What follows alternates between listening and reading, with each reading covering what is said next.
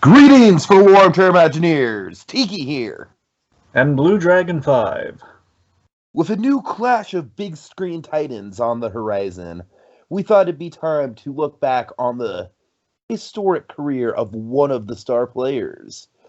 From the handcrafted stop motion of Willis O'Brien to the weta-fueled creations of Peter Jackson. Let's have an up-close confrontation with the top banana himself. Let us go forth and do damage on the March of Kong!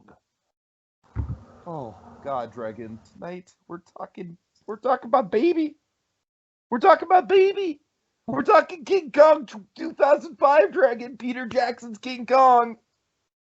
Are you ready to be on the receiving end of maybe one of my all-time favorite movies, Dragon? But we'll do it anyway. I am just going to geek out on this thing, alright? I have been bursting at the seams.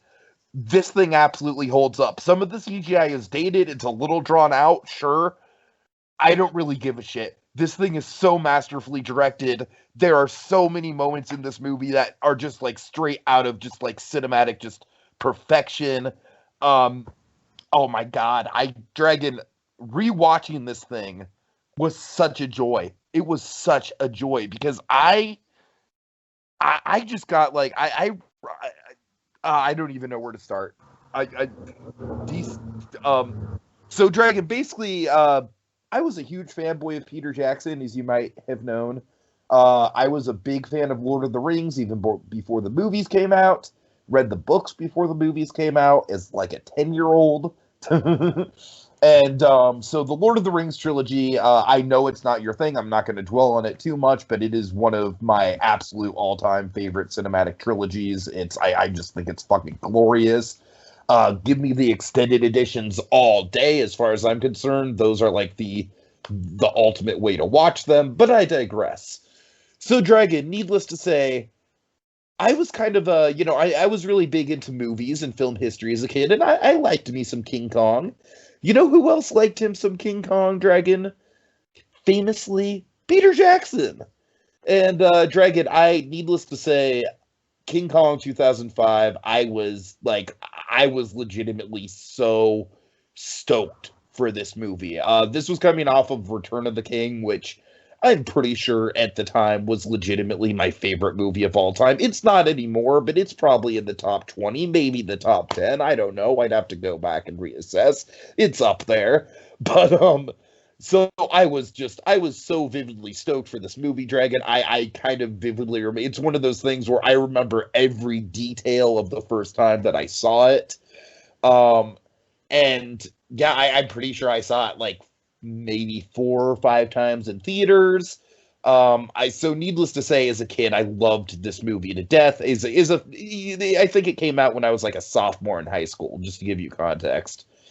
And here I am watching it as a jaded ass 30-year-old who likes it. Dragon, you know this about me.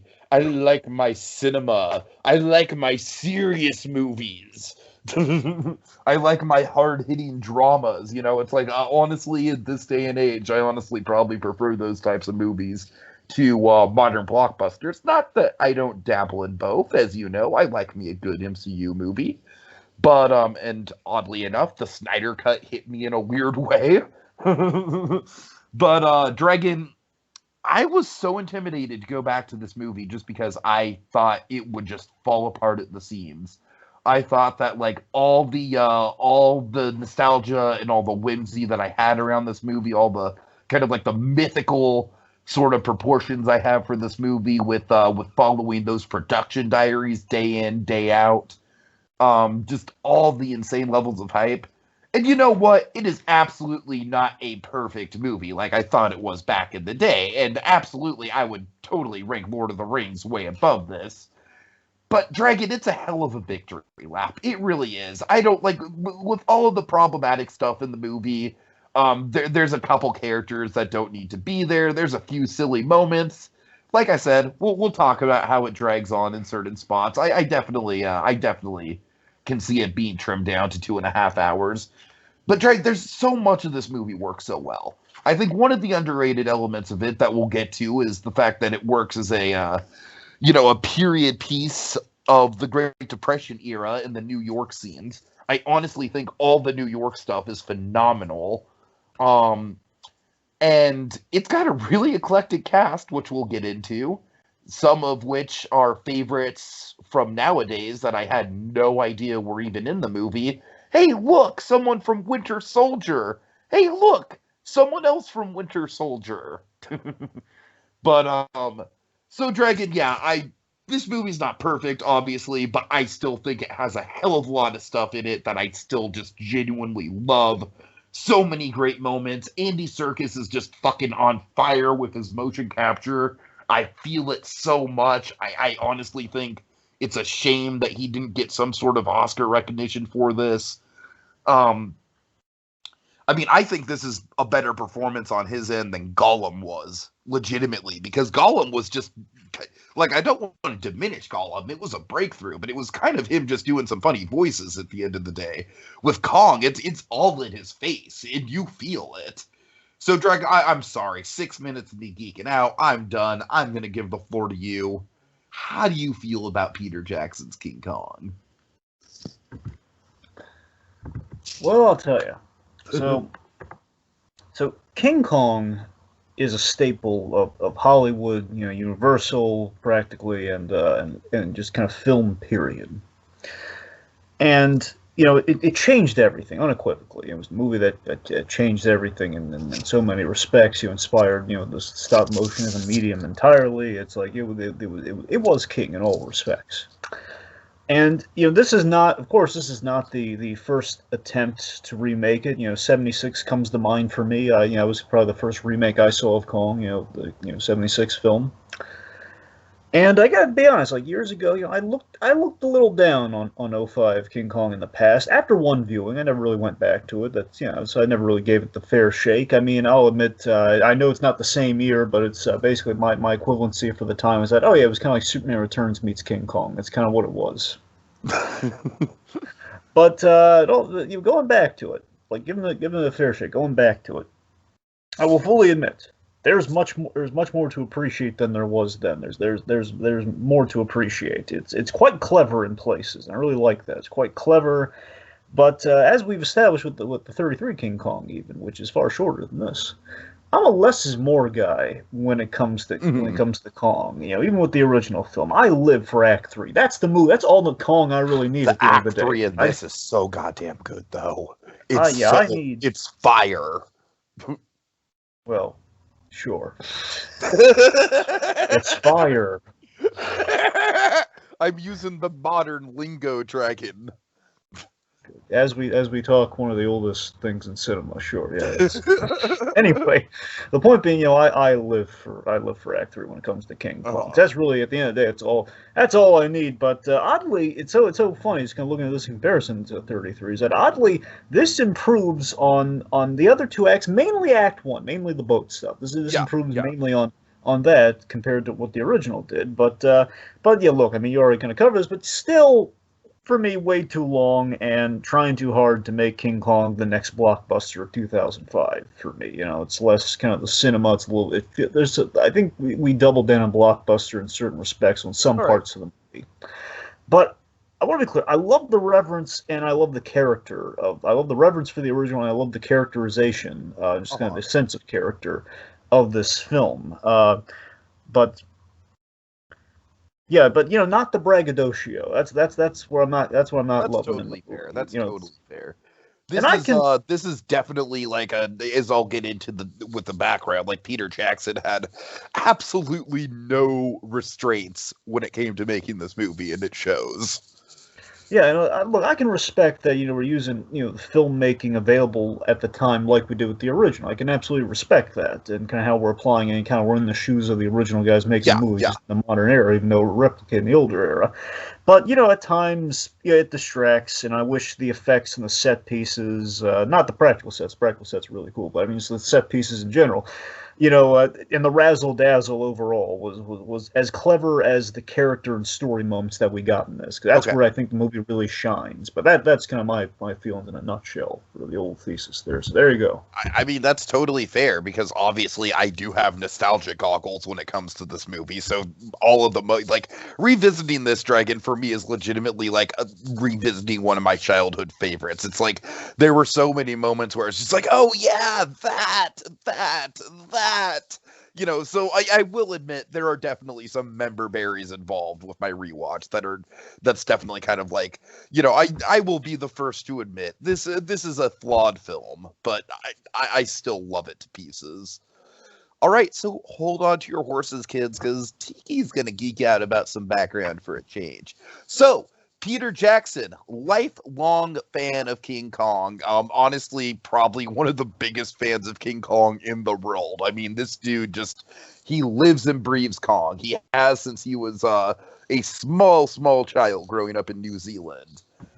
He, you know, through fan magazines and stuff like that, it really got him into the art of stop motion, therefore kind of transitioning him into like his early horror films.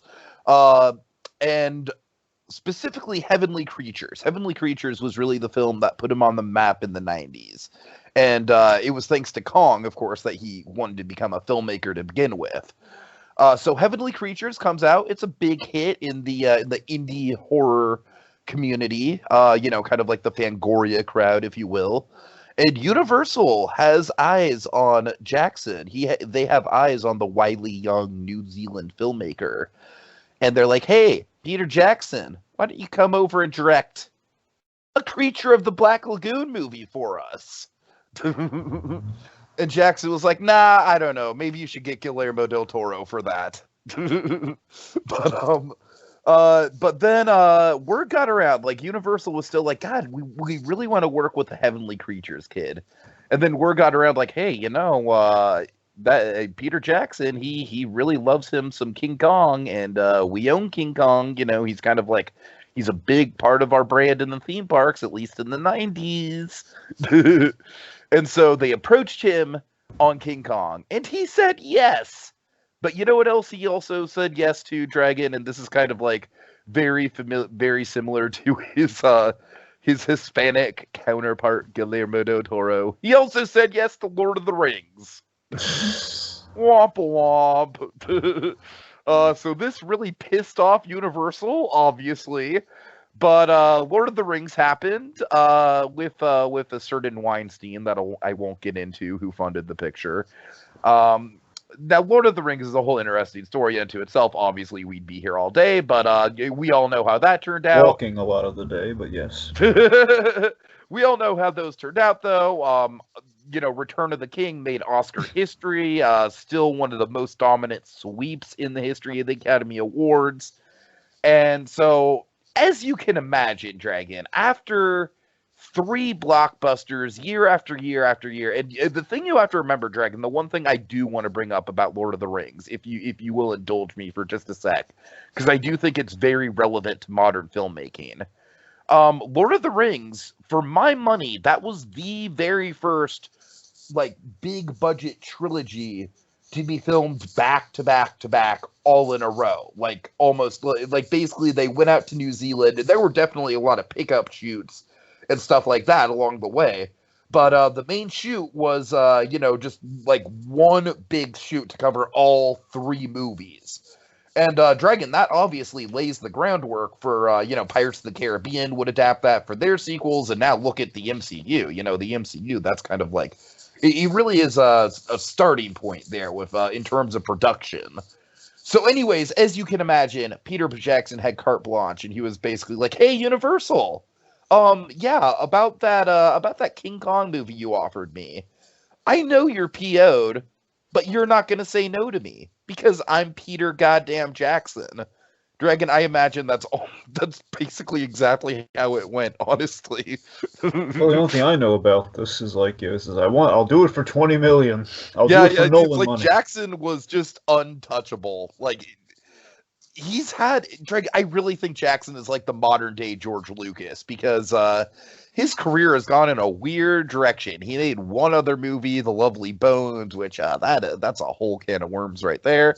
He's made documentaries. I'm honestly really looking forward to his next documentary, which is Beatles focused, but we don't have time to get into that right now. Anyways, Dragon. So yes, he gets his movie, and needless to say, Dragon, this is a director's like dream project. It's like, this is honestly one of the most self-indulgent movies ever made.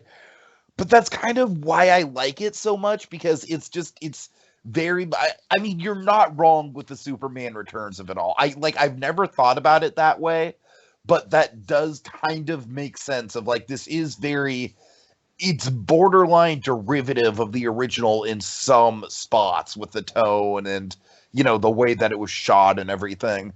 But Dragon, I really think that Jackson incorporated like just enough character. I mean, we'll get into the third act, but I think the third act, like, it drags a little bit, but I do think a lot of the way that it was shot was great. Just overall, King Kong 2005, it was a hit, but it wasn't like a Lord of the Rings style hit. And I honestly think that kind of, I'm just speculating here, but Jackson, like I said, his career kind of went in a weird turn after that. So this is a movie that has a really weird reputation where, I do think it has a legacy to it. I mean, if it didn't have a legacy to it, Universal wouldn't have designed a ride around it, like 10 plus years after the fact. But, yeah, that's all I got. Dragon, really quick, just one very quick side note. Did you ever play the game? Nope. Okay, the game was that was actually done by Peter Jackson himself, and also the creator of the Rayman series. And we Rayman don't have isn't the guy with the Cocoa Puffs looking guy with the helicopter hair. Exactly, that dude. Oh, I played that game.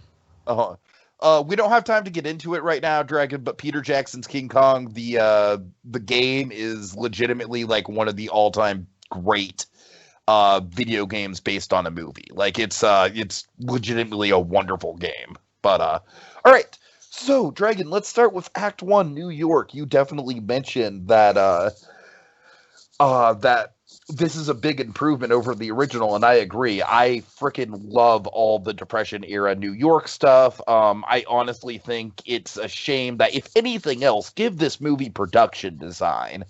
Dragon, that's another thing I'll put in my own personal history with this movie. This is gonna sound, I look back on this and I really cringe. Like, this is probably the cringiest part of my fandom for this movie. Dragon, you're gonna laugh at this, all right? And totally, like, you have every right to laugh in my face about this, all right? You ready? I was devastated when this movie got snubbed at the Oscars. Really? Devastated. I thought that'd be more funny. I think it's funny. It's not an Academy Awards movie by any stretch of the imagination, and I was stupid for thinking it would. Oh, I can imagine you. How dare you not nominate Adrian Brody for this movie? No, God, no, not Adrian Brody. We'll talk about Adrian Brody. Even back in the day, I knew he was the worst part of this movie, but no. But honestly, like, I think my big thing was picture and director. Looking back on it now, I think production design he really should have won. But I will say this though, Dragon. One thing to kind of weave into it really quick that I forgot to mention. Jackson, he almost killed himself making this movie, man. Watch the production diaries. You see him go from like, the stereotypical image of Jackson, Dragon, like the portly bearded fellow. Yes. Yeah. He went from that to like basically looking like a hollowed out meth addict. Did he shave the beard for the pilot scene? Yes, he did. Yes, he did. So that would reflect in the production diaries too. Okay. But no, it wasn't just shaving the beard, Dragon. I'm saying he lost probably over 100 pounds making. Well, you know how stressed that movie's gonna be. It's not just you're making a remake of any movie. It's not like Gus Van Sant remaking Psycho. Oh, this is King Kong. This is the that's original. one thing you have to give. This movie is definitely not a Gus Van Sant Psycho or a 2019 Lion King. Of course. Thank goodness. Right, so Act 1, Dragon, I'm going to give you the floor. I've been yammering on for way too long. So Act 1, predominantly kind of the boat, the stuff that gets us to the boat and while we're on the boat. So Act 1. So, yeah, again, as I said earlier, I think the boat was an improvement over the 30s exposition we had in the originals. I don't know, I like the pacing of Act 1 in the original. By the same token, it was like really 30s. It was really just like, hey, what's going on that boat over there? I'm going to go get me a girl for this picture. I have 2 hours. Yeah, exactly. It was just, I like that we had more time with the characters, and I like how we kind of connected things a little better, for example. I love the idea of making Ann Darrow this, making her this struggling vaudeville act. I love that idea, and I love how it pays off tremendously. It was like vaguely touched upon in the original with the apple stealing scene, but they take that little nugget of her character and they make like a whole character arc out of it, and that's and I will say out of the trio, we'll get into Adrian Brody, but I will say that Jack Black and Naomi Watts, absolutely perfect casting, especially Jack Black.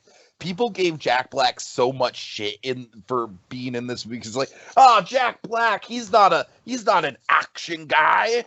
But honestly, Drag, I can't think of another character who embodies Carl Denham more than Jack Black. I think he's perfect. Well, here's the thing.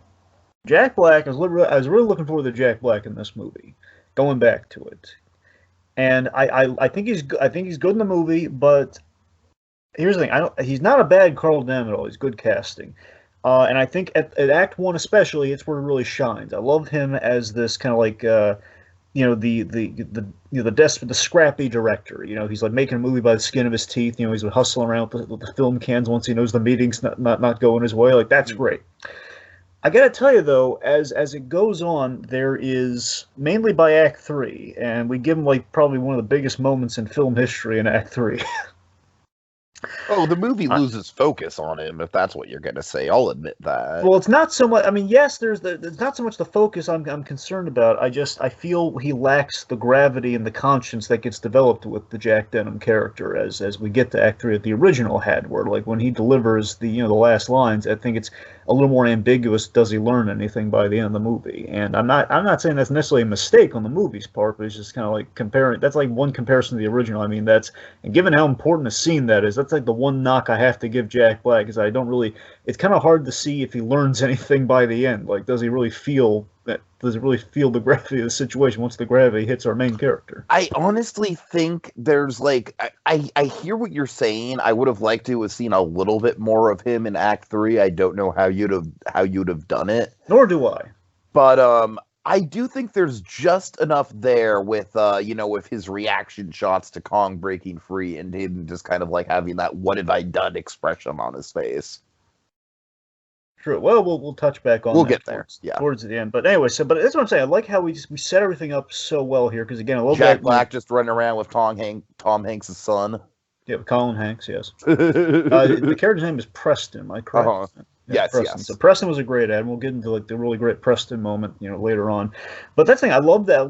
That was my favorite thing, which we kind of lived in the 30s at the top. I'll admit, I think we cut around to the 30s just a little too much. Like, I think, okay, we set up like the Depression, which is smart, and that businesses are kind of struggling. I need to see all the acts in the vaudeville house. I just need to see her act. I hear you. That's very much Jackson being indulgent. You know me. I love vaudeville, so I really like that aspect of her character. And I love the whole like transition. And this was kind of the shame of vaudeville at the time, is that you had vaudeville and then you had burlesque, and unfortunately a lot of vaudeville kind of ended up in burlesque houses at a time, which is kind of a shame, because again, that was kind of your mix, like the high, the kind of the timeless, all ages quality of vaudeville too, and then there's the burlesque, and I love that crossroads moment that brings Ann Darrow into Denham's into Denham's story so perfect. I mean, it's so much better than like him just being like, "Oh my God, a movie star looking actress just fell right into my arms." Like, I don't mind that at all. But I love that. I like the twain destinies. Just there, like this whole like the reflection. He sees the girl's reflection. He's about to look for whoever he can inside that burlesque house, but the woman who contemplates the burlesque house, who is perfect. He doesn't need to lower his art. He's gonna like. life finds a way for him in a sense. Totally. It's a great moment. Yeah. Really, really good. And of course, then we have like the dinner scene. Of course, him saving the day with the coin and everything, with the quarter and everything. It's with the apple. That's all great. And I think the biggest thing I give credit to, I gotta tell you, I think I'm a little more favorably on Adrian Brody than you are when we talk. Oh, really? Oh, wow. I'm surprised. Honestly. So Jack Driscoll. I really love the idea of making him a writer, and of course, he's better than he is in the original. I mean, it's hard to be worse than he is in the original. Because Jack Driscoll's really a cookie cutter in the original, and we make fun of that hilariously here. But that's okay. I love that we gave him a practical reason for being there, because he's the writer. You want the writer along when you change. Okay, I love how him being there. Not only do we give him a practical reason of like, okay, like it's a rush production. Carl needs him to basically write the script as they get there. But we also have it like, okay, no, it's like he doesn't have time for that shit. But Carl literally just like makes it so he can't get off the boat. Like that's a great Carl move. I love that scene so much, where he's just like drawing out like the check and all the mistakes and everything. It's so Carl. It says $2,000. What's the date again? The 26, Carl. The 26. So two things. So one, I love the way we designed the guts of the ship. We explore the ship more. We explore the boat. So we get like a maze. That's all Weta, baby. That's all Weta magic. Really? That's all digital? It's not all digital, but a lot of it is. I mean, obviously we're shooting on practical set pieces with the Venture. Yeah. But then like as you kind of like pan around, like as you're saying, like kind of like getting the dynamic like layers of the ship. I mean, Weta definitely took in a lot of work with this thing. Yeah, I love Jack just kind of like going through like the maze of the ship trying to get off in a hurry, and then we have this perfect moment with Denim where he kind of points out. Once he basically he finally reaches the deck of the ship, but it's too late. But there's the dock, and and then afterwards he's like having words with Carl, and Carl says, my love is the theater. Well, if you don't, that's not true. You don't love it. If you did, you would have jumped. Yeah. I love that because he's right. And it's also like a perfect, like kind of like yin yang of his personality and Jack's. Absolutely. So again, back to the other the kind of story connect with Jack. I like that Anne being in the theater as a vaudeville act. That makes sense. That it's not just purely coincidence, like the stars aligning. His plays, like she's a fan of him. Yeah, again, she sees herself as a stage actress and everything, perhaps, like at the most. Like, she's not looking for the movies or anything, but so it makes sense. Yeah, she would read other playwrights' works and stuff. So that means we have a perfect contrived reason in a good way to have her know Jack ahead of time and for them to kind of meet. And again, they have a lot better. I love the arc. I think we have a lot more time with them here than we do, obviously, than we do with the other one. So I appreciate that. Oh, Anne, I think I love you. So I think Naomi Watts and Adrian Brody had really good chemistry in the film for the scenes that they shared, just developing that on the boat. I really liked that. I thought that was a great improvement. Yeah. So okay, we should probably do a quick like roundtable of all the quirky characters we meet on the boat, because some of them are great and some of them are legitimately like drag the movie down. Yeah. So let's see. Let's get to the best one, arguably, Dragon. And I vividly remembered the character. I had no idea it was this actor. Oh my God, Kyle Chandler is Bruce fucking Baxter. Dragon, this was such a pleasant surprise. Bruce Baxter I can't believe you didn't put two and two together. I did not, but he holds up so much on a rewatch. I love this character. When he popped up, because it's been so long since I've seen him, I only saw the movie once, and this is pretty much a really fresh watch for me. Outside knowing the skeleton, okay, well, obviously this bit has to happen given it's King Kong. Right. But yeah, I mean, Bruce Baxter, just such a clever meta nod to Driscoll in the 33. Just give me 3 hours of Bruce Baxter with the mustache comb. Yeah, that mustache comb. When this guy showed up, I was worried, like, oh no, we're gonna have an unnecessary side character. But no, he's actually this great idea. Let's get to unnecessary side. I know we will. But it's just so great that we kind of make fun. We kind of wrote the original King Kong into the movie in so many clever ways here, especially once we get to the Broadway of it all. But I mean, here and there, and we kind of found a way of, okay, let's just shoot the cheesy scenes, and therefore we adapt it. But we also kind of say, yeah, we're gonna do it up a little nicer. This is so exciting! I've never been on a ship before. So it's just great. And also, my favorite thing about Bruce, in contrast to the actual kind of our actual leading man of the piece with Brody and the whole Jack school of it all, is that I love the kind of the point of the Bruce Baxter character being. We have this line about the leading man and the heroes, and that the heroes, the real life heroes, aren't as pretty as the leading men. Is that these are guys, the beer guts and everything. But again, they're the real heroes, like the firefighters of the world, those kind of guys. I mean, that being said, Bruce Baxter still does have a pretty badass action moment.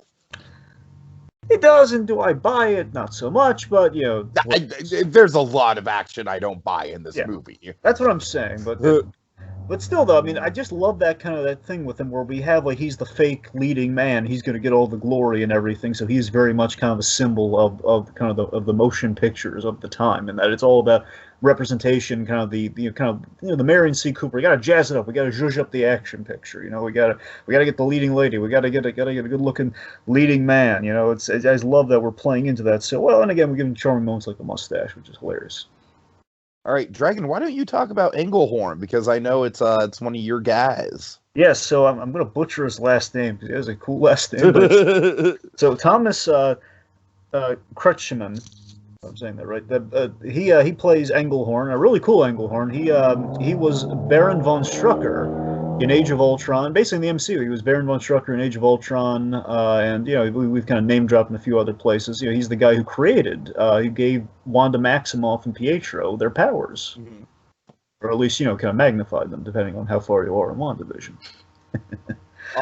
This guy really stuck out to me when I was a teenager. I really thought they did a very, I think it's one of the most clever redos of a character, honestly, because he still kind of has the diplomatic quality that the original had, but he's much more of like, I love how he and Denim play off each other, He brings a lot of credibility. A few of our shipmates bring a lot of credibility to moments in kind of this act.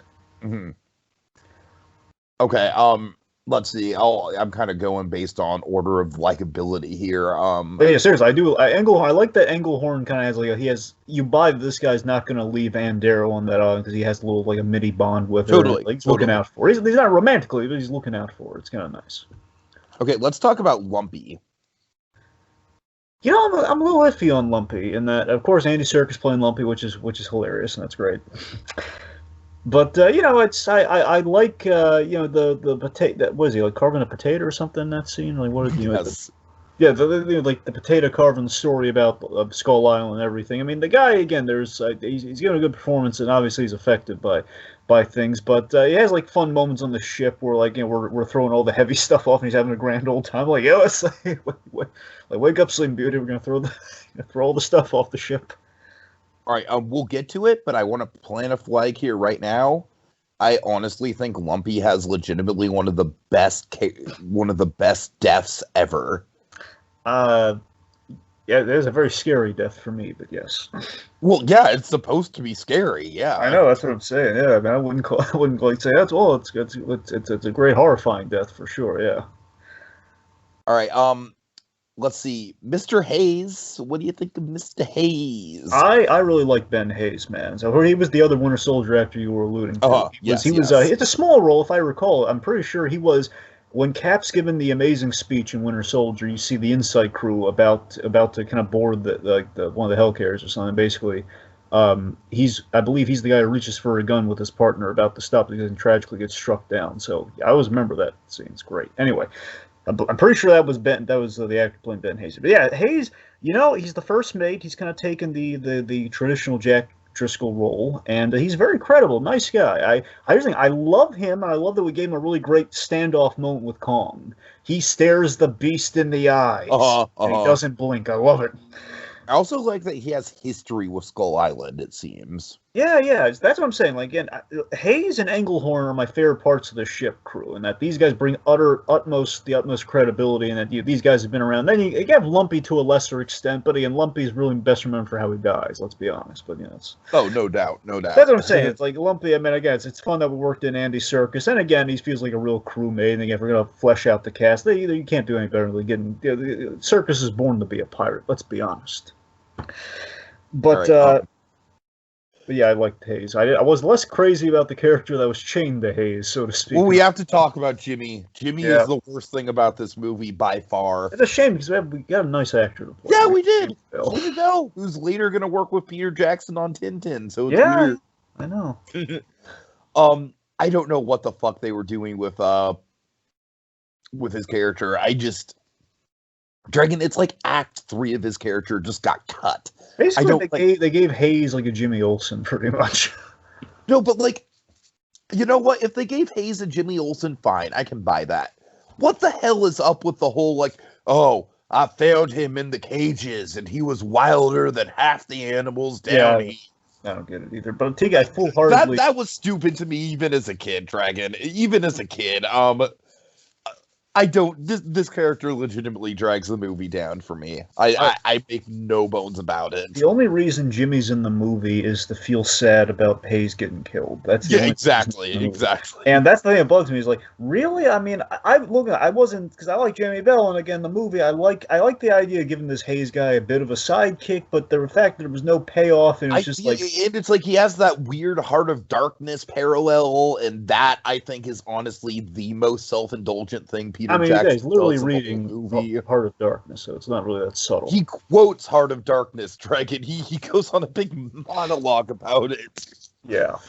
I mean, yeah, it's not great. I mean, that's the thing. It's like literally, it's like we have like you think we're going somewhere with this Jimmy character, and then nope, we just save him, put him back in the boat, and that's it. Exactly. There's nothing. There's nothing. Nope. Like I said, it's like he had a third act that just got cut out. Oh yeah. Oh, one of my favorite things on the boat, though, I gotta tell you about.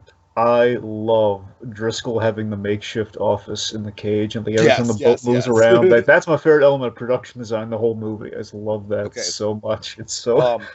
We have a couple other characters I want to get to, but I need your take on Dragon. The scene.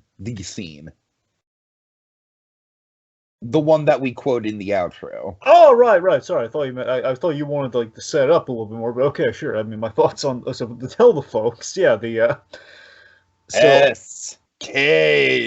Is it not as ridiculous as I hyped it up to be? I was hoping it was going to be a little better. I was hoping I knew it was going to be over the top. I was hoping it was going to be like something stupid for Jimmy to do too. There's seeds of mistrust on the ship. Okay, you want to use this to transition? The island is called Skull. Ooh. Do you want to use this to transition to Act 2, or is there more Act 1 stuff you wanted to get in there? There's a couple more Act 1 things. 2 brief bits, and then I think we're good. Well, that's fair. Let me get my take on the whole the typing thing. So, yes, I was hoping it was going to be like, I knew it was going to be over the top. I was hoping it was going to be like an effective sort of thing. Like I imagined it was going to be a little bit more of like he's typing it in. Like there was going to be an intense buildup of like SK. Like we weren't going to call it out. It was just going to be SKU. And it was going to be like cut like that. But no, it was L. But what we did instead was much worse. It was It's moments like this that make me not like Adrian Brody in this movie. I'm just gonna. But that's not his fault. That is not his fault. That is Jackson being really self-indulgent. That's Jackson's version of a Snyder slow-mo moment. That's like the whole, totally is. It's not even good slow-mo. It's like the weird light effect slow-mo where we just move things slowly, have like the white kind of going around it, So that was dumb. I don't know why he spells out skull, but then it's just like dramatically like island. Yeah, so it's basically it's a real cheesy runner when we do that slow-mo effect. There's only one time in the movie I think it actually works, just once. But it's not great. All right, really quick, I just want to touch on 2 of the film crew characters. One is literally just a bit of trivia. So Herb, the camera guy, he was actually the only side character from the 90s treatment of the movie to make it into this version. Huh. Looks remarkable like Bob Hoskins, don't you think? He does. So that's a little fun fact for you. And also Mike, the sound guy, First of all, I feel like Mike the Sound Guy has like a whole arc in the movie that we don't see, where it's like he's just the unappreciated one, and he had his one moment where Ann Darrow noticed him, but he wasn't even. And then he just gets cast to the side. Yeah, like that scene technically. And he dies in a horrific way, Dragon. He's the first to die. If you remember, he's the one that gets speared. I remember he gets to the death. spear. I remember how Mike died. I in my own headcanon of this movie, I'd like to think that Mike just has his own like inner demons going on, and just like he's in love with Ann Darrow, but there's this, But anyways, I mean, with that misunderstanding scene, you know what? I mean, it is fun though. I think that's honestly one of the more likable Adrian Brody bits. I mean, look, here's the thing. That scene, if you really think about it, doesn't make any sense, but it's really charming. I don't know. Oh, it's just you like look nothing like your pictures. That's what I'm saying. Is like if you think about that line, wait a minute, isn't she? Don't worry, Mr. Denim. I know who this is. Like, is she dumb? Is like, how does she not put, like, she's seen the picture? Like, I guess she's been reading his work, and that makes sense, but it's like, yeah, she's super stoked up to meet him, yeah. I mean, that's what I'm saying, the charmingness, just the charm of that scene, that's what I'm saying, I do like Watts and Brody's chemistry within, like, those boat scenes that they do have, and, like, it's really nice. I like where they start that scene, just insulting him, like, you don't look nearly as bad as your picture. So that's funny. All right. So yeah, let's get into Act 2. So one thing I want to talk about up front that I was going to bridge with the boat thing, but I'll talk about now with the whole SKULL. But yeah, I'm not thrilled with the whole conspiracy of secretly going to Skull. Oh, I am totally not either. I think it's fucking stupid. Because I mean, okay, let me talk about some of the plot stuff. I'm not crazy about the links in the whole Jerry Skull, and so. Of course, I love, like, Carl Denham being, like, a by-the-skin of his teeth filmmaker. I like that, but by the same token, there is a logical problem that we never clear up of, like, how is a credible character like Englehorn going to accept, like, this guy who clearly is, like, he's writing checks that his mouth can't cash, where, it's this whole... I'll give you 2,000 to leave right now without the manifest. All right, Dragon, you know what's fun about this conversation is, like, literally everything you're saying is, like, stuff that I've pretty much, like, accepted about this movie since high school, but I just really don't care. Well, fair enough. You'll give it a buy. It's fine. Like I said, it's kind of the fanboy in me. I mean, here's one that I don't know if I can quite forgive. It just doesn't quite. Okay.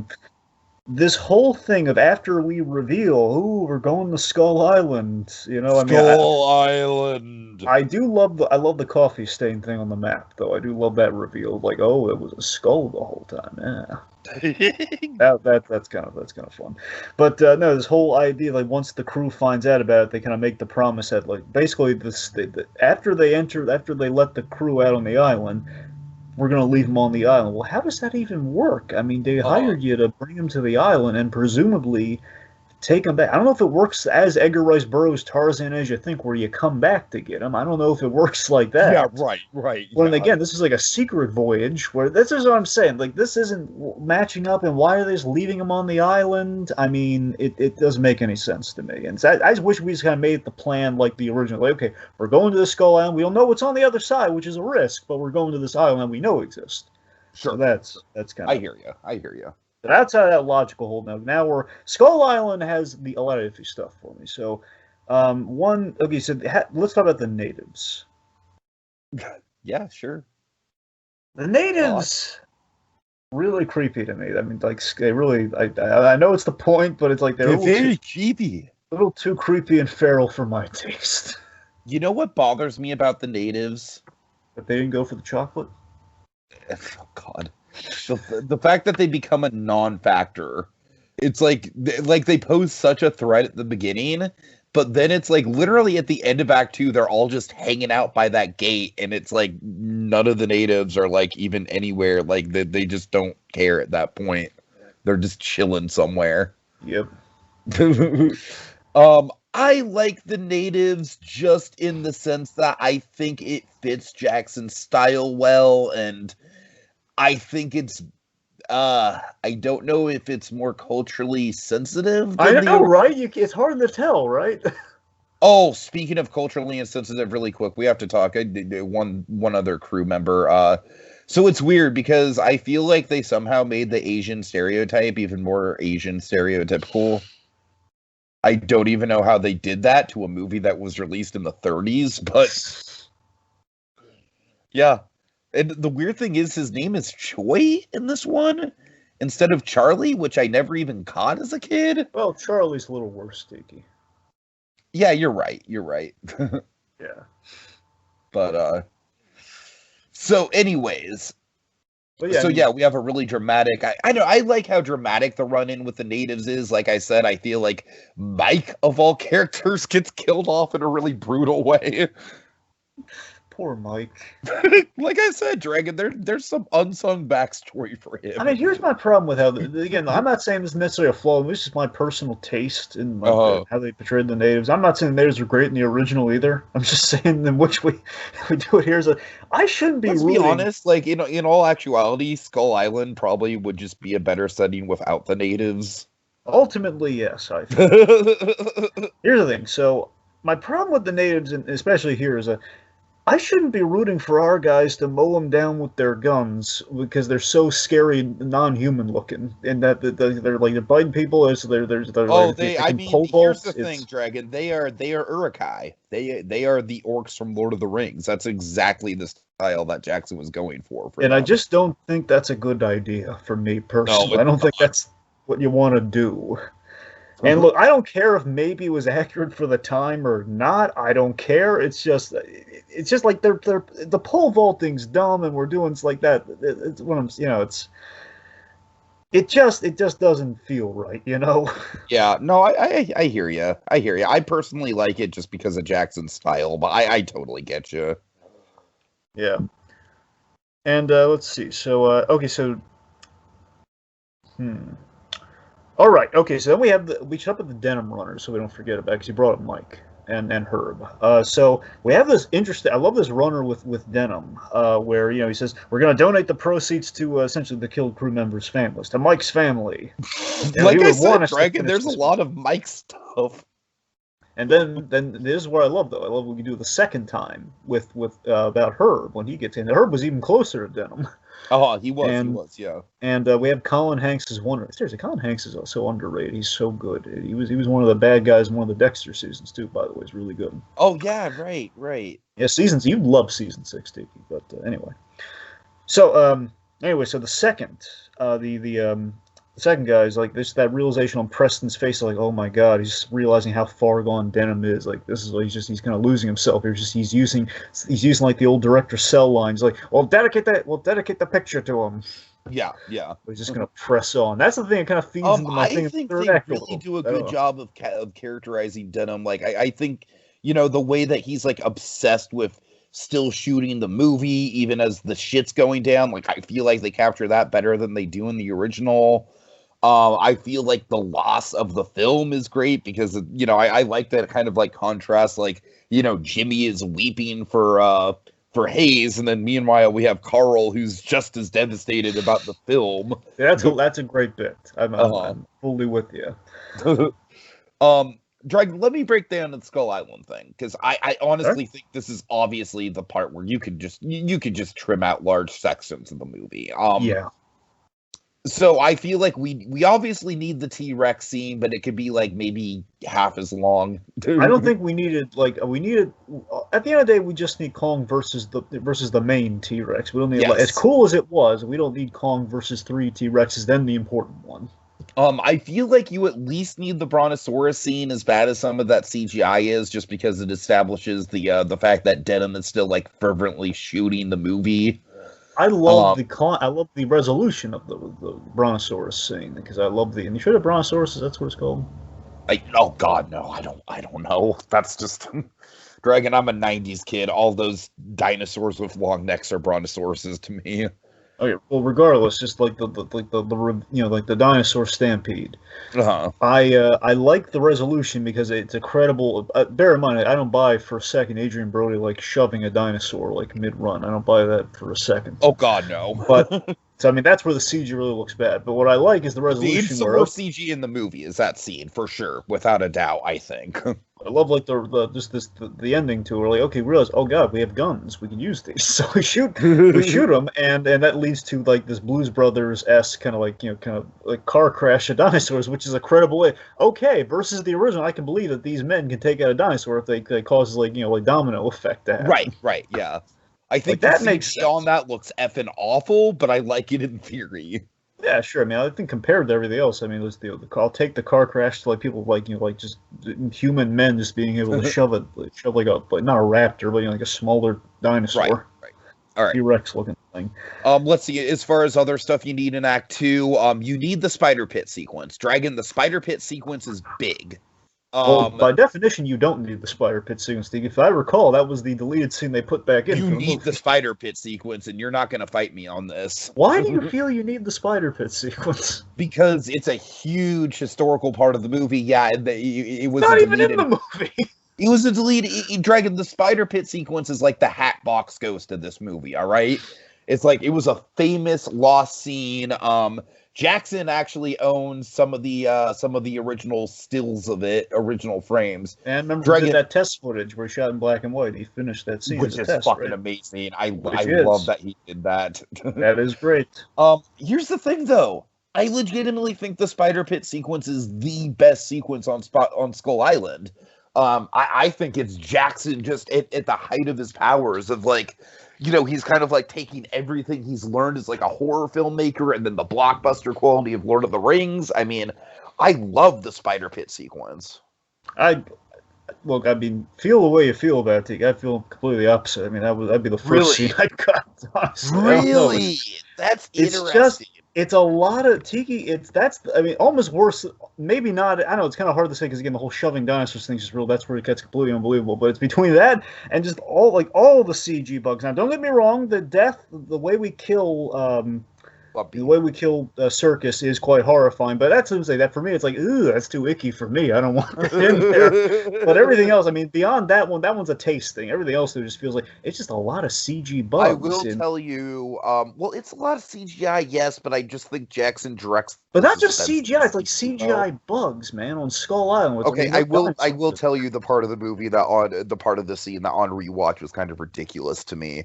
So you're meaning to tell me that Jimmy, apparently this this feral man-child who was like more fucking dangerous than half the animals in the zoo. Or how we built him up, sure. After having a mental breakdown over the death of his father figure, Dragon, is going to be able to fucking pick up a machine gun and like shoot these bugs off of Adrian Brody like it's a fucking first-person shooter. You see what I mean? No, that is ridiculous. I never even noticed how silly that was as a kid, but now looking back, I'm just like, oh, that is bad. That is really bad. I mean, it just feels like it's not even the fact that the effects are bad. It's just logically, it's like Jimmy, like, I think that Adrian Brody would be like, nah, Jimmy, I think I'd rather have these bugs on my face than you fucking shooting at me, you spaz. I'll tell you what we need, okay? We need him falling into the ring. We need Ben Hayes sacrificing himself for them to go into that. We need him like... kind of have that. We have it at the top of that, where that's what I'm saying. We have that at the top of one that lands him in the ravine, where he cocks the gun at Kong. He kind of saves their bacon for a second. That's great. And also, when they enter Skull Island, we have a great bit. Like one of the great things in Jimmy's favor here. This isn't an adventure story, Jimmy. That's a good line. We'll give Jimmy one good line. I know, I was going to give him 1 point. That's all I want to give. Jimmy is honestly just like the punching bag of this movie. That's just fun to... he just sucks. But that's what I'm saying. Just the whole... Again, I guess was being circles. I felt like that was really unnecessary CG versus... I agree with the Jimmy stuff, but I do think that, maybe it's... Honestly, Dragon, it's gratuitous to me. It just feels like gratuitous bug stuff. I just think that the Lumpy thing sticks out of my mind so much that I don't know. Maybe. Speaking of Lumpy, Lumpy had a bit before all the CG that kind of bugged me too, literally.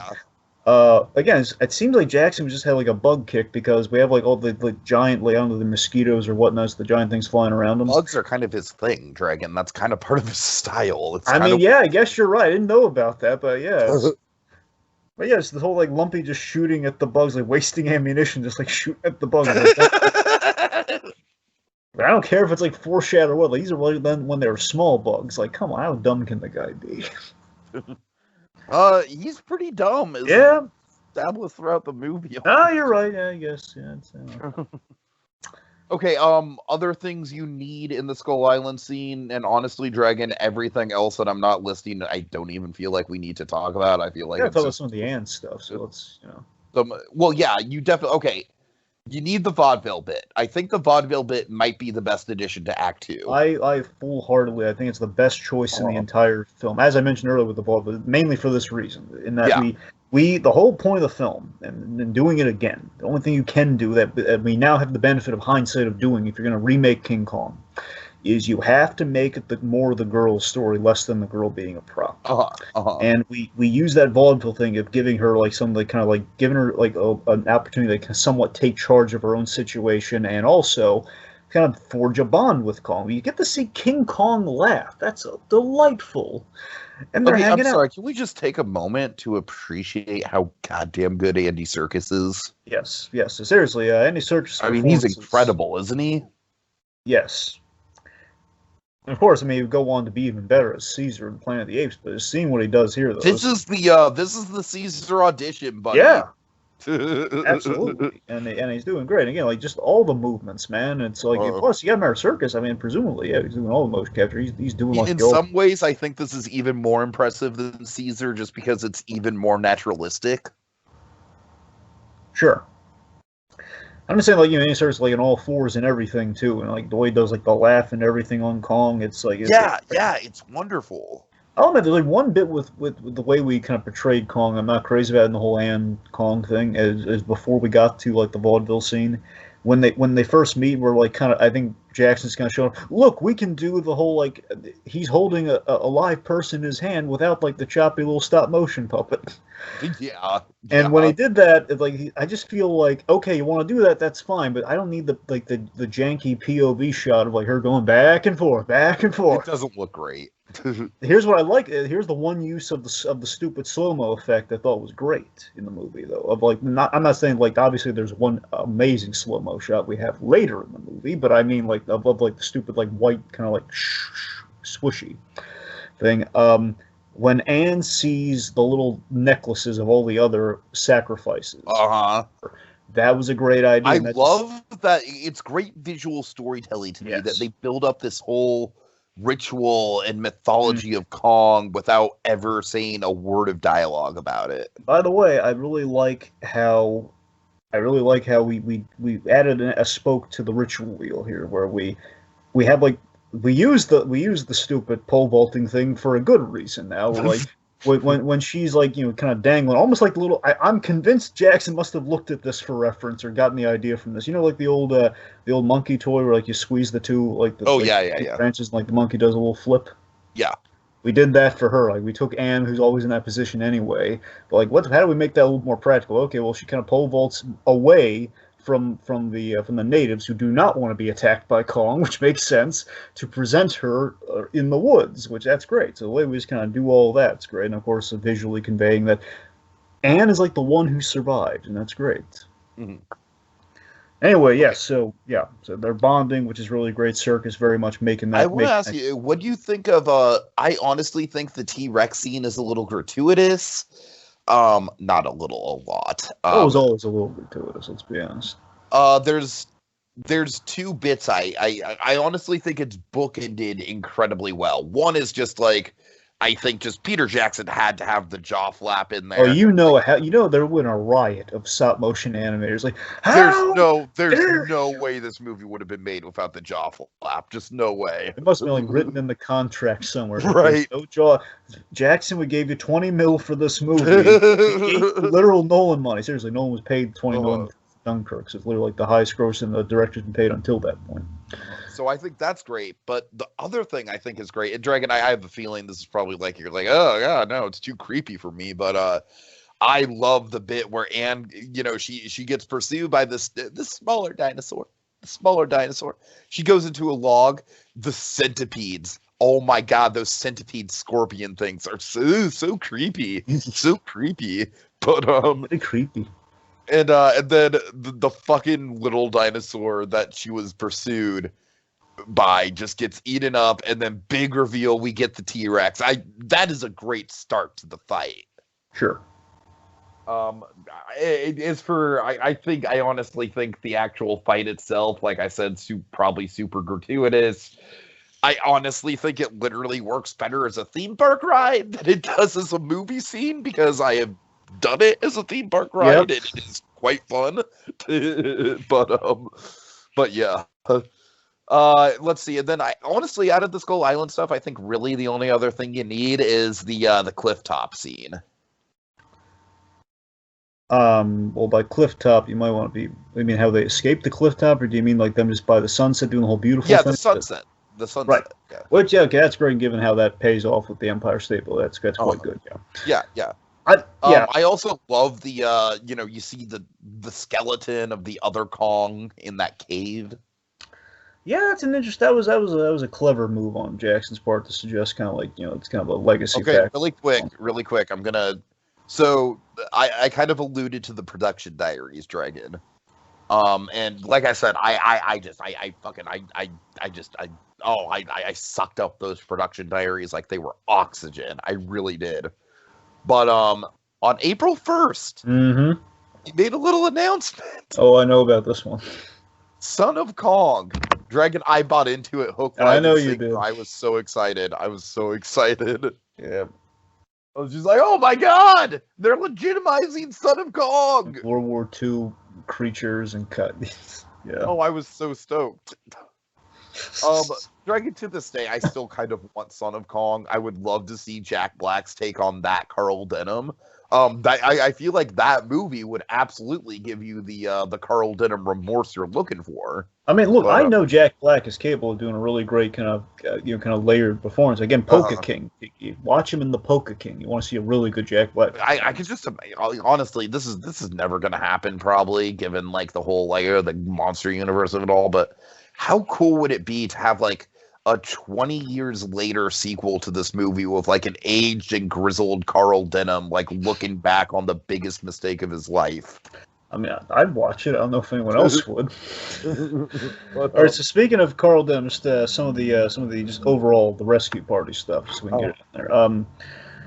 But I mean, yeah, that's again that's where overall we dragged that. We went effects heavy with it. We really didn't need the whole extended I'm gonna read a passage of Heart of Darkness, and do you get it? Do you get that it relates to the story? Yeah, here's the problem I have with it. We already kind of talked through the majority of like the dinosaur pile up and everything they ravine and such. But here's one thing though, I don't buy at all the plot point. The key plot point. Well, two big things happen. Okay, one, so Adrian Brody is going off alone to find Anne, when collectively they had bupkis after all that searching. And okay, so he suddenly knows where Kong is. This definitely bothered me even as a kid, because I feel like in a way this whole scene renders almost all of Act 2 kind of pointless. Yeah, which that's however, I can't tell you how much I love the moment where they're reaching for each other and Kong wakes up. Tell me you don't agree. I mean, no, I agree. I was gonna save it for later. It's an excellent suspense beat, Dragon. It's such a great oh shit moment. I have one that kind of tops that later, but I was gonna sure. But yeah, it's great. Yes. But I mean, also with the escape plan, I don't think it comes together nearly as well as the original. Where we're they literally just flew down on the pterodactyl. How silly is that? Right? That's not not great. All right. Yeah.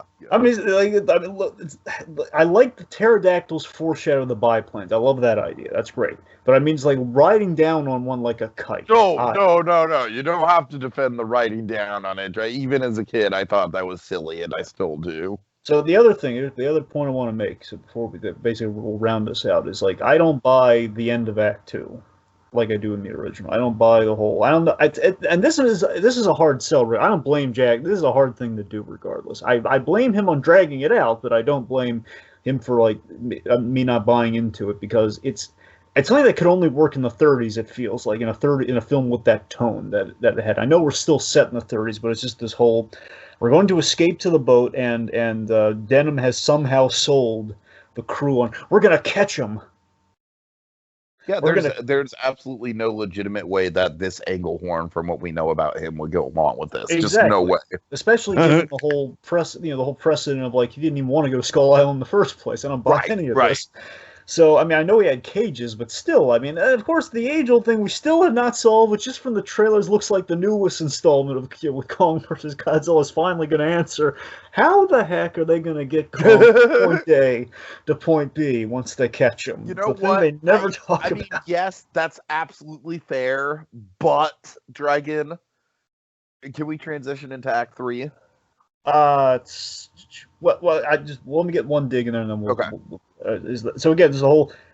I don't even just accepting that we're going where we go traditionally in our story here. It's just the fact of, I don't understand why Jackson felt the need to subvert all the beats of like, okay, we're about to catch Kong, like, and she's like, oh no, we can't just do it there. No. What we have to do is then he breaks free. We got to turn to a blockbuster and a ride of sorts where now he's going through. We got to get rushed to the boat now, and then Denim just makes a lucky shot with that chloroform bottle when we couldn't have just thrown it earlier. So I don't get why we drag. If you're gonna do it, just do it. Don't drag it out, Jackson. It's a long movie already. Okay, the silly thing. This is probably like one of my most embarrassing parts of my fandom for this movie. This scene had me emotionally devastated as a kid. Well, again, like I felt the scene so hard as a kid, and now when I watch it, I'm just like, I totally feel what you're saying.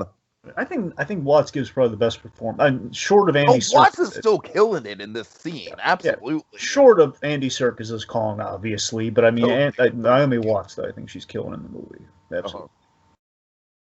Okay, so Dragon, I do agree with you about the boat stuff, but how good is that transition? Transition's pretty sweet. It's such a good transition.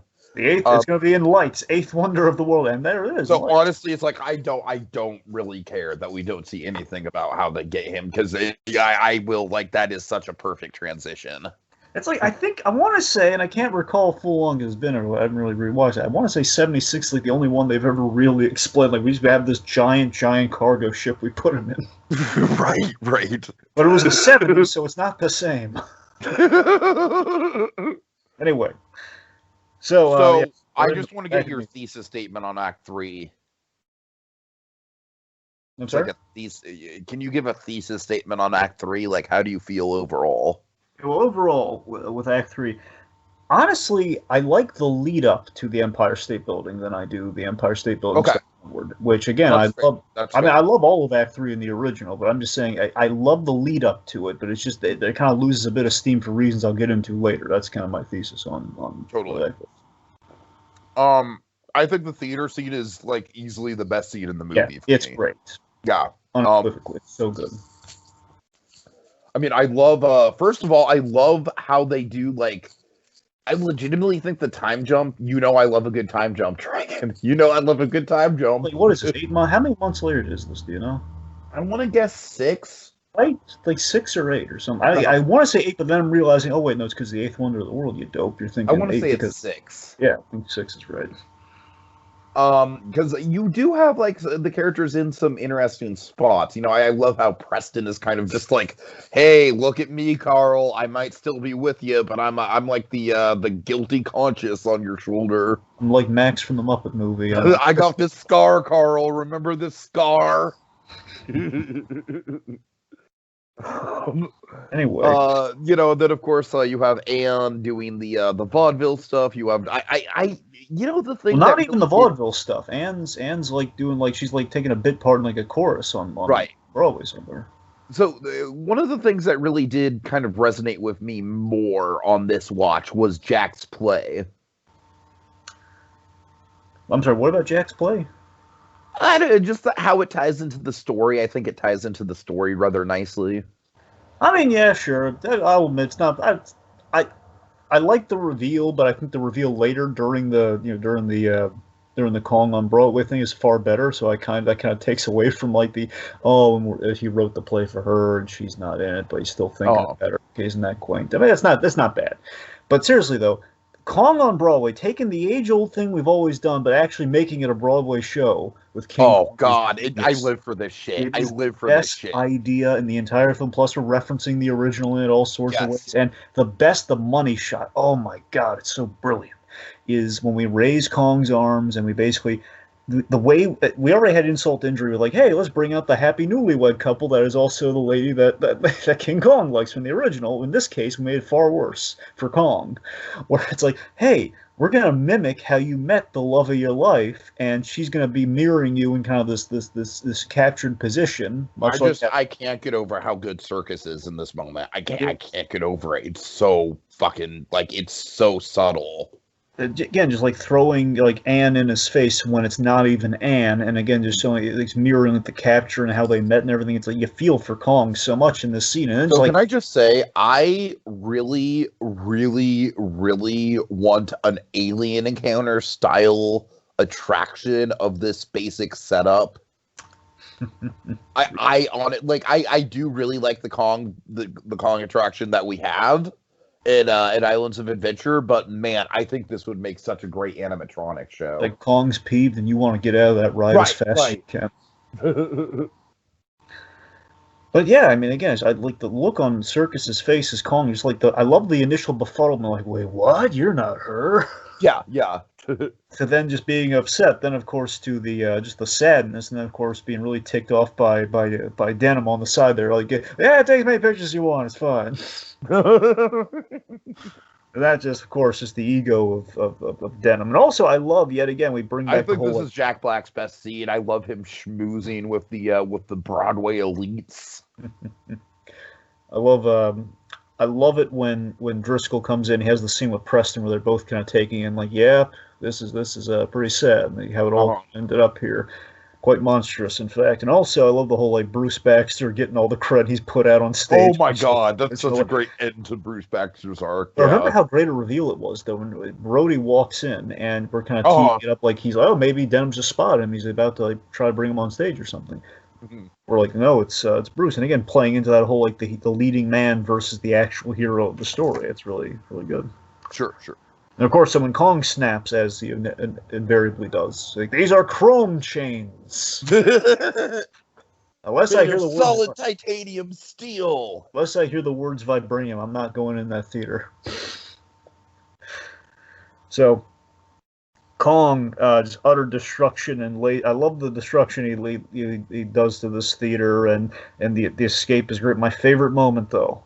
This is my equivalent to your Kong waking up moment from earlier. Oh, and this is a great moment, too. Yes. I think I know what you're going to go with. Yeah. You know, I live for these moments. He's like a Bates Motel, Norman versus Romero. It's like Norman Bates hates Romero so much it makes him sick to his stomach. That kind of moment. Kong, because of that scene earlier you were talking about, like that's when he blames Anne leaving him, essentially for another man with Driscoll, which is not an actor. Right. And just what in the theater, everyone's been clear. I love that Driscoll, she tried to urge everyone out. It's like, no, highfalutin stupid. Like, no, I'm not giving up my seat, buddy. Yeah, like that's just I paid $20 for this seat. Logic of the 30s man, love it. Anyway, especially coming out of the Great Depression, of course, it's like I paid good money for this. We now have exactly. So just I'm gonna sit here and watch this giant ape be brutalized. God damn it! Exactly. Just like after everyone's been cleared out, either been like crushed on the lower scenes, just the great utter destruction, and like the theater's cleared out, just the mano y mano, the two of them, and he's in like the balcony section or what, like the upper level section, and Kong sees him, and you see the anger on his face, the recognition and the romantic rival at play, like And then he runs, and then of course it escalates to, I love again Jack being the hero here, the actual hero versus the movie star hero, where he gets in the taxi and he drives Kong away, knowing oh god, this ape hates my guts. I love how he gets in the taxi and he actually expects the taxi driver like, come on, we got to run him off. It's all yours, pal. It's great. Great. The balcony destruction is great. I love the scale of Kong in the theater. I know we should talk about the scale of Kong because it really gets apparent when we go to New York here. Oh, it's so good. It's so good. Yes and no. In the theater, it looks perfect, I feel.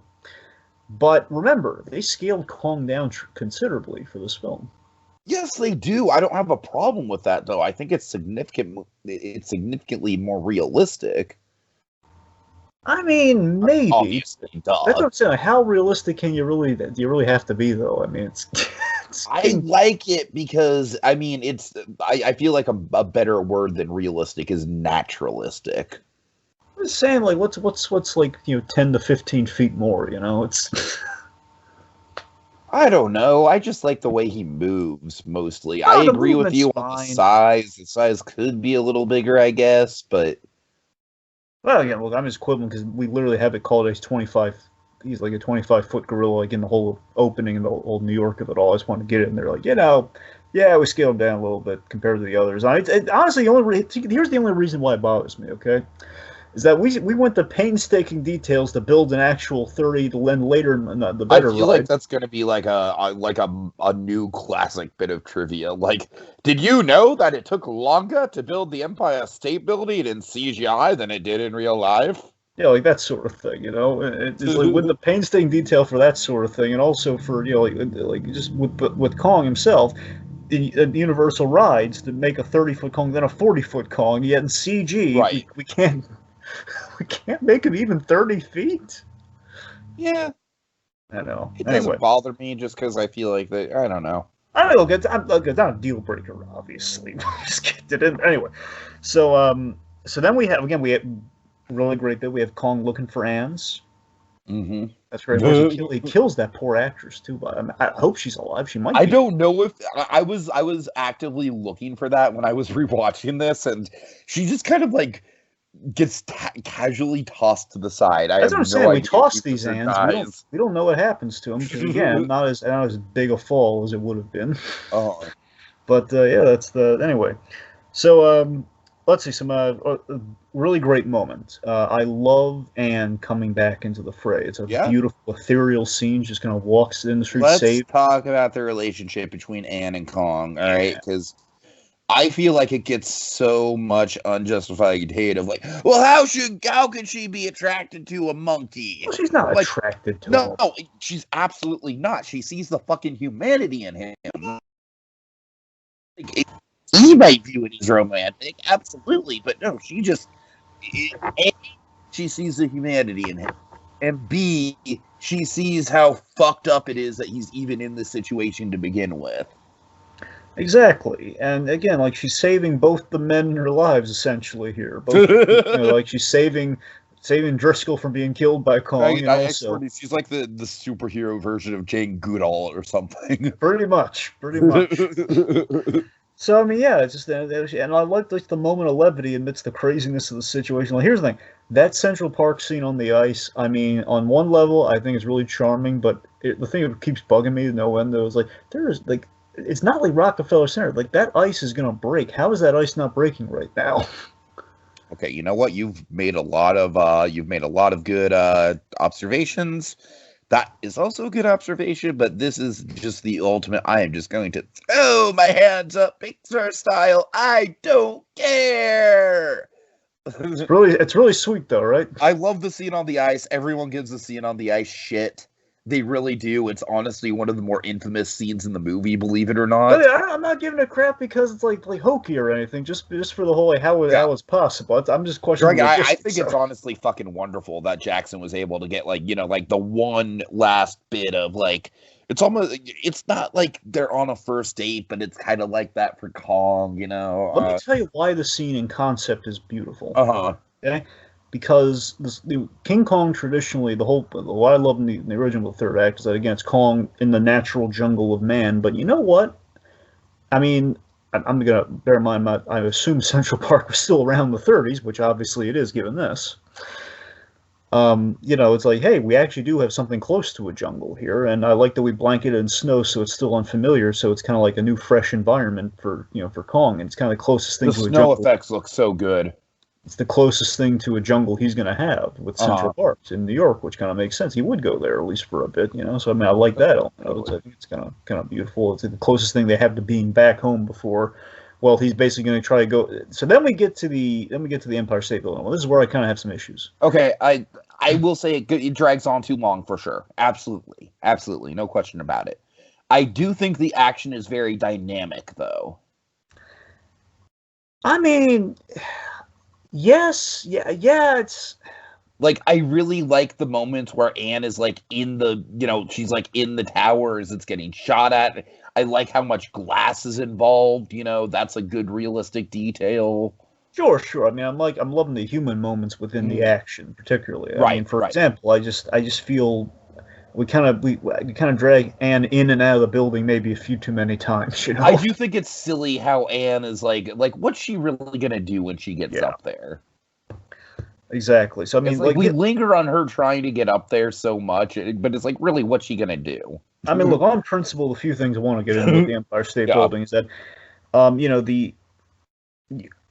as you know, I love the Empire State Building's usage in the originals. That Kong is trying to establish dominance, hence he's going to the tallest point in New York at that time, which is brand spanking new. And it was like that was the most New York thing you could ever do on film. It put New York on the map practically. Where here it's like, okay, so it's kind of lacking that dominance thing from the original, but basically he's going back to like a secluded, safe lair, which mirrors the cave, like kind of ledge, mountain from Skull Island. So I get what we're doing there, and we have like the nice, beautiful kind of like little sign language thing. I mean, we have that sign language thing actually really got to me. No, it is. It's great. Especially on a rewatch. I really think that was a pretty damn touching moment of them like finally like really communicating with each other. And that's why I can't fully discredit the Empire State Building scene, because it gives us that, because they're in like a safer, secluded thing. But again, it just doesn't quite have like the same kind of chutzpah that the original does. But again, to each its own.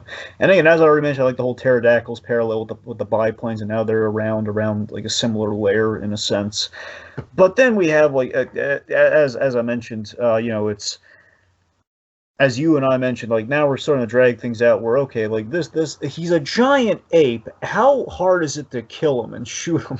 Even if they scaled him down, how hard is it really? And then we keep like, I love, okay, Kong puts, and I believe it's like one of the Tokyo or Toho King Kongs, or like one of the, they put Anne, or the Anne figure in the building, which is a really great idea. Kong protecting her, which is great, but then we have to drag her out again and put her back in. Or like, I don't know, it probably doesn't go back and forth that much, but it's like I think she should have stayed in there, and then they should have structured the final moments around her being on the inside safe. I think they should have done that. Right, yeah. But of course, Meanwhile, we have Jack Driscoll just randomly like, oh, I'm gonna go in here. I'm calling BS on that, by the way. All right, I'm calling BS on Adrian Brody being able to make it past cops and soldiers in the 30s. Totally. And none of them are gonna stop him. Okay, unless you're Steve Rogers, that ain't Jack gonna work. Driscoll becomes like really silly. Unless you're Steve Rogers, I ain't buying that. I'm talking skinny Steve Rogers. That's the only way I'm gonna buy that. But yeah, I mean, it's just like. So the Kong's last moments, though, I'm not going to take anything away from that. Like in this version, we get to see the life drain out of Kong's eyes. That's impressive. And of course, the epic fall shot, which they could not achieve in the original. I was hyping that up for you, buddy. Did it live up to your expectations? About as I said, this is like the drawn out and gratuitous it is. Like, this is like the one time you want Jackson to really slow things down. Like the one time, like yes. I mean, it is pretty damn epic, right? Yeah, it's great. It is. And we have like base our ending. Of course, the vulture, like these photographers, like vultures, are swarming around the corpse, and it's like a celebratory. Of course, Dragon, I would be remiss if I didn't mention that it was originally supposed to end with Fay Ray delivering the famous line, but she died during pre-production. So I got to. I think that's honestly probably why Carl's line is so. It genuinely doesn't feel great. It's not a wonderful note to end on because it doesn't really have the gravitas of the original. Right.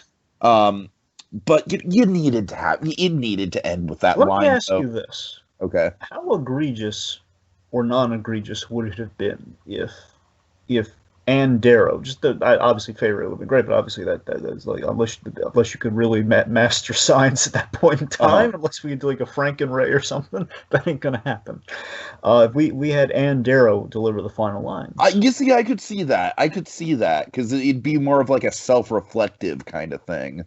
Let me ask you this, because it's like the thing that kind of rings hollow for Carl Denham saying it is like, I'm kind of just like, no, she didn't. Like, she was actively screaming for you not to do what you did. You killed him, if anything. This is gonna probably push it beyond here. I'm just gonna add one more spoke to the wheel. What might make logical sense if we ended it this way is that we have a writer. What if she reacts to it, and then he kind of comes up with kind of the cell line? I like that. Ooh. As in the two of them were together at the end of the movie, they would be on the crime, be on the scene of the death. So they would probably have that, and then Adrian Brody it basically ends the movie. Much like, again, the whole point of the original was Carl Denham. He realizes the Arabian proverb that he basically was his movie cell line ends up the horror of it actually coming true in this like way he never intended it to be. But you would have kind of repurposed that. I would have been interested to see it kind of somewhere like along those lines. I know it would have been egregious, would have gotten endless amounts of guff of like how dare you? It's gotta be Denham or nothing. I don't necessarily think so, because like I said, I feel like everyone would have been down with Fay Wray saying it. So. But yeah, by that logic, you would, if your people are going to accept that, why not accept? Exactly. I mean, plus, especially given the whole beautiful runner of the movie, like they cultivated that word, and you have a writer. Let's use one of those elements. I don't know. Anyway, all right. Okay. Final thoughts. Final thoughts for me. Clearly this film is a labor of love.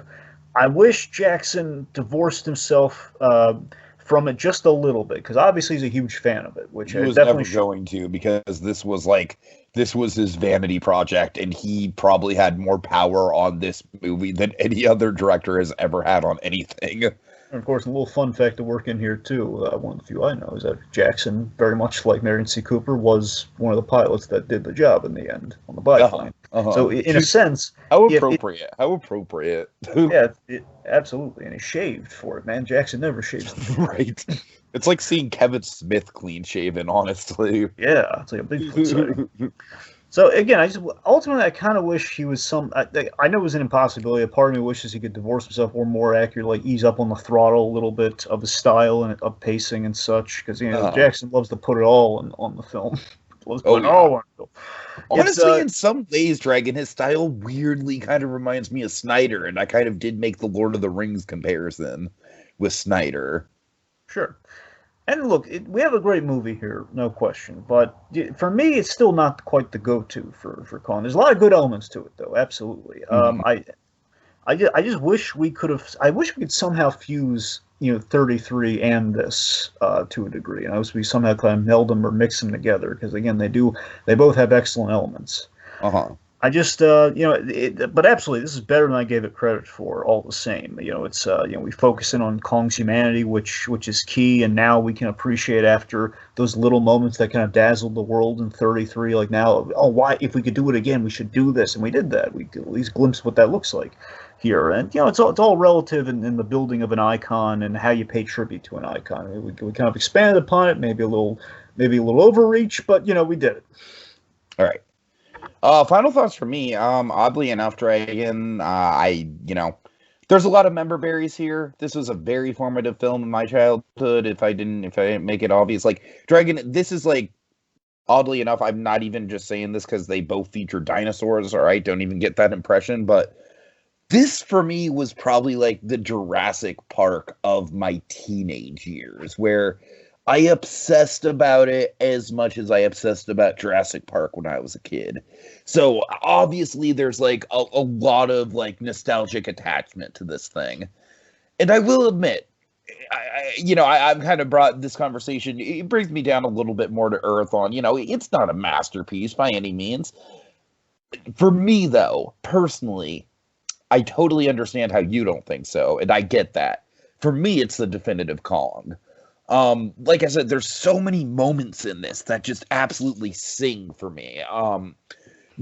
so many great shots, so many like really great directed elements of suspense, and of course Andy Serkis's just powerhouse performance. I mean, if anything else, I don't think Kong has ever or will ever be this sympathetic in a movie. So yeah, I really obviously the Lord of the Rings is always going to be the big notch in Jackson's legacy. But like I said, Dragon, I think this is a hell of a victory lap, as self-indulgent as it is. All right. Well, folks, that's all for tonight. Tune in next time as we venture deeper into SKULL